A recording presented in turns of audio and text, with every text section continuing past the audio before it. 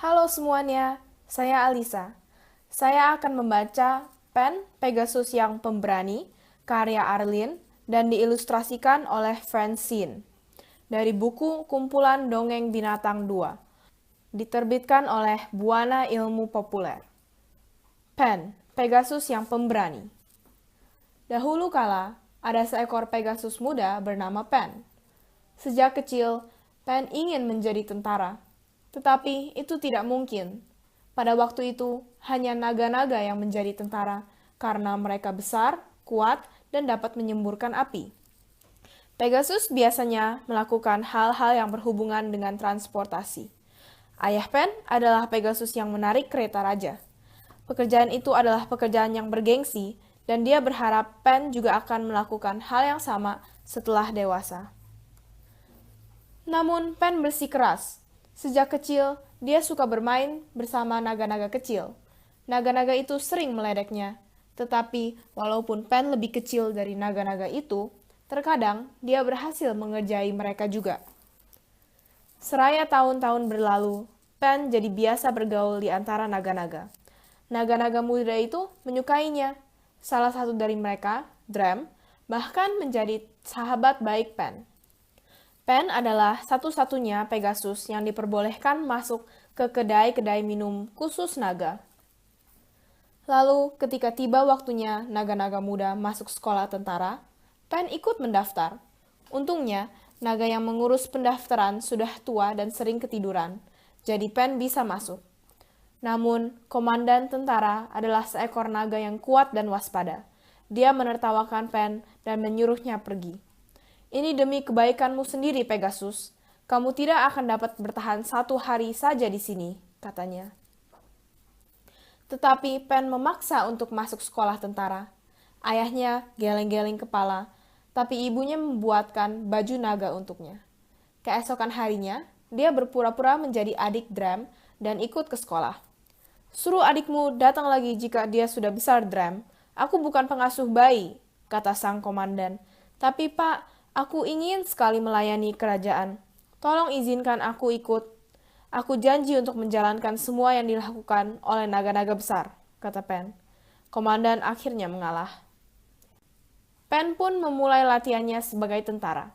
Dia terluka dan dikirim pulang berkali-kali.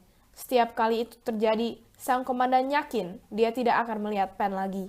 Tetapi Pen selalu kembali. Setelah beberapa lama, sang komandan menyadari bahwa Pen berbeda. Dia terbang lebih cepat dan tidak seberisik naga-naga yang besar. Dia juga tidak pernah menyemburkan api. Sang komandan bukan naga yang bodoh. Dia tahu Pen adalah seekor Pegasus di balik baju naganya. Tetapi dia memutuskan untuk diam saja. Suatu hari, ketika raja dan keluarganya sedang berpiknik, mereka diserang troll.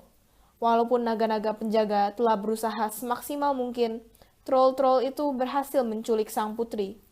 Kemudian, troll-troll itu mengirimkan pesan meminta bayaran berupa 5 tahun hasil panen. Raja membaca surat pemerasan itu. Dia tahu jika dia menuruti permintaan itu, rakyatnya akan hidup susah dan harga diri kerajaan akan jatuh. Maka dia memutuskan untuk menyerang troll, walaupun itu mungkin berarti kehilangan putrinya.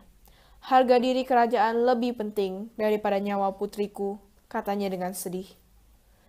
Sang komandan tentara diperintahkan untuk mempersiapkan penyerangan secepatnya. Tetapi dia tahu betapa raja amat menyayangi putrinya. Dia pun mencoba memikirkan cara lain. Ketika melihat Pen, dia mendapatkan ide. Dia memanggil Pen menghadap. Aku tahu rahasiamu, katanya. Pen terkejut. Pak, tolong, aku tidak bermaksud berbohong. Tolong jangan kirimkan aku pulang. Aku akan sangat malu kepada keluargaku. Tolong, Pak, kata Pen. Sang komandan mengangkat tangannya supaya Pen tidak usah berbicara lagi. Aku tidak akan mengirimmu pulang. Aku punya misi penting untukmu. Jika kamu gagal, barulah aku akan mengirimmu pulang, katanya. Keesokan harinya, troll-troll melihat seekor Pegasus putih menarik sebuah kereta gerbang mendekat. Lihat, tuanku raja, itu pasti kiriman dari negara tetangga kita. Sudah kubilang, mereka tidak mungkin berani mengirimkan tentara, kata komandan troll kepada rajanya. Pen lalu diterima oleh Raja Troll.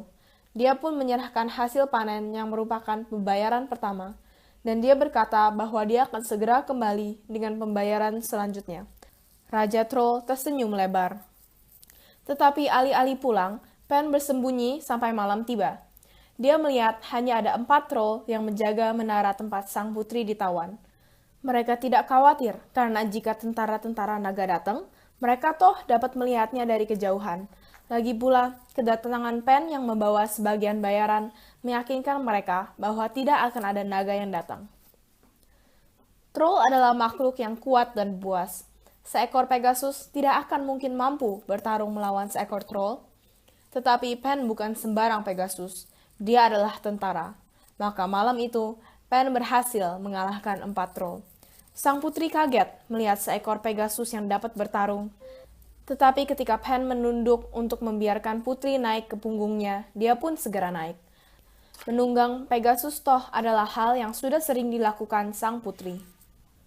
Raja dan segenap rakyat berbahagia karena putri telah kembali dengan selamat. Komandan tentara mengirimkan pesan tantangan perang kepada Raja Troll.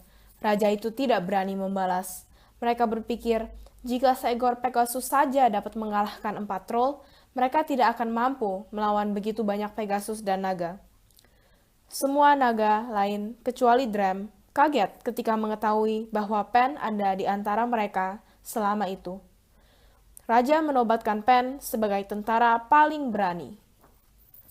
Bahkan, komandan tentara memutuskan untuk membuka sekolah tentaranya bagi Pegasus lain. Tentu saja sekarang, Pen tidak perlu mengenakan baju naganya lagi. Tamat.